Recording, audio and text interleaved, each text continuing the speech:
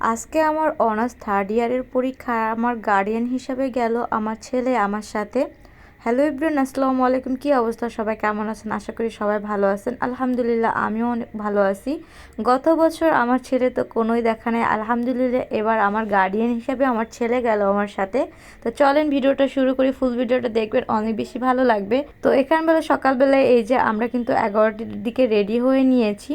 তো এরপর এই যে আমার আম্মু আমার ছেলে বের হয়ে গেল। আর যেহেতু আমার পরীক্ষার সময় আমার ভাইয়া কখনো বাড়িতে থাকে না, তো এবার তো ভাইয়াকে পেয়েছি। তো সে আমাকে প্রথম 100 টাকা দিচ্ছিল, যে পরীক্ষার খবর বলে টাকা দেয়। আপনাদের অঞ্চলে কি এরকম হয় বলেন? মানে আমরা কারো কাছে খবর বলে তারা খুশি হয়ে আমাদের বলে তোমরা এটা দিয়ে কিছু খেও, এরকম। তো ফাইনালি এরপর এই যে আমার ছেলেকে নিয়ে কিন্তু আমরা রাস্তায় চলে আসলাম। আর আম্মু হলো ভ্যান গাড়ির জন্য মানে দাঁড়িয়েছিল। আমি আমার ছেলেকে সাথে এখানে ভিডিও করতেছিলাম।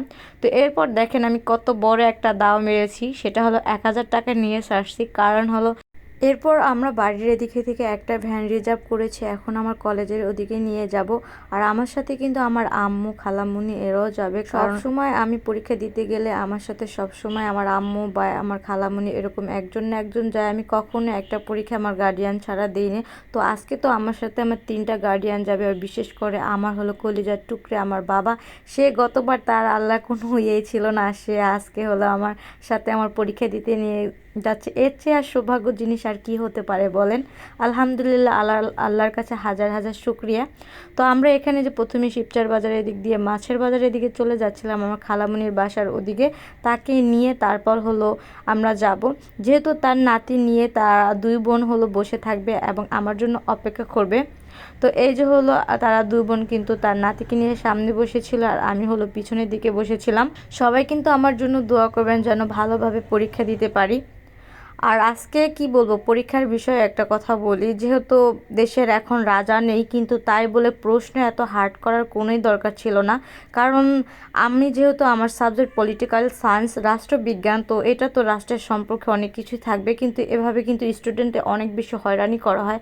আজকে যে সাবজেক্টটা আমরা পরীক্ষা দিছি এটা অনেক বেশি হার্ডলি হয়ে গেছে।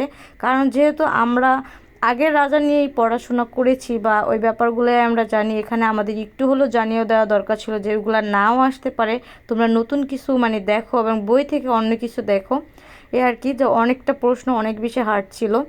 যাই হোক, কি করব, আলহামদুলিল্লাহ আল্লাহ ভালো একটা রেজাল্ট করবো এবং ভালোভাবে পাশ করে আসছি ফাইনালি। তো আমরা এই যে ইলিয়াস আহমেদ চৌধুরী কলেজের সামনে চলে আসলাম। এটা কিন্তু আমাদের শিবচর থেকে আসতে প্রায় 1 ঘন্টা সময় লাগে। এটা ছিল সূর্যনগর। তো ফাইনালি এই যে হলো আমরা কলেজের ভিতর প্রবেশ করতেছি। আর এখানে কিন্তু সেই ভাইরাল মসজিদটা আছে, এটা রাতের বেলা লাইটিং হয়। এখানে অনেক মানুষ কিন্তু মানে এটা একটা সৌন্দর্য একটা মসজিদ। তো ফাইনালি এই যে কলেজের ভিতরে চলে আসলাম, সবাই কিন্তু বাইরে অপেক্ষা করতেছিল। আর সবাই তো আমার দিকে তাকিয়েছিল, কারণ হলো গতবার সবাই দেখেছে হলো আমি একা আসতেছিলাম, আর আজকে এখন আমার সাথে একটা টুনটুনি চলে আসছে কোথায় থেকে। তো যাই হোক, এই যে এদিকে এসে সবার সাথে কথা বললাম। তারপর এখন হলো স্যারদেরকে বললাম যে আমাকে একটু সুযোগ সুবিধা দিতে হবে, যেহেতু আমার ছেলেটা অনেক বেশি ছোট। কারণ এই কলেজে আমরা কিন্তু অনেক কিছু অনিয়ম হতে হয়, কারণ আমরা ঠিকমতো পানি পাই না। তারপর হলো বাচ্চা যাদের ছোট ছোট বাচ্চা থাকে তাদের প্রবেশ করতে দিলে ছাড়েদের অনেক বেশি কথা শুনতে হয়। কেন এটা হবে? ছাড়রাও তো একটা সময় এরকম সিচুয়েশন পার করে আসছে। কারণ হলো বাচ্চা তারা এখন মুরব্বি হয়ে গেছে, তাদেরও একটা সময় বাচ্চা কাচ্চা ছিল, ম্যাডামদের ছিল। তো এটা কিন্তু একদমই করা হয়নি। এরপর পরীক্ষা দিয়ে বের হয়ে আম্মু আর আন্টি আমার জন্য কাচ্চি কিনে রেখেছিল, সেটা খাওয়া দাওয়া করলাম। এরপর এই যে আলহামদুলিল্লাহ আমরা বের হয়ে গেলাম। তো আজকে ভিডিওটা এই পর্যন্ত। আল্লাহ হাফেজ, সবাই ভালো থাকবেন, দোয়া করবেন আমার জন্য।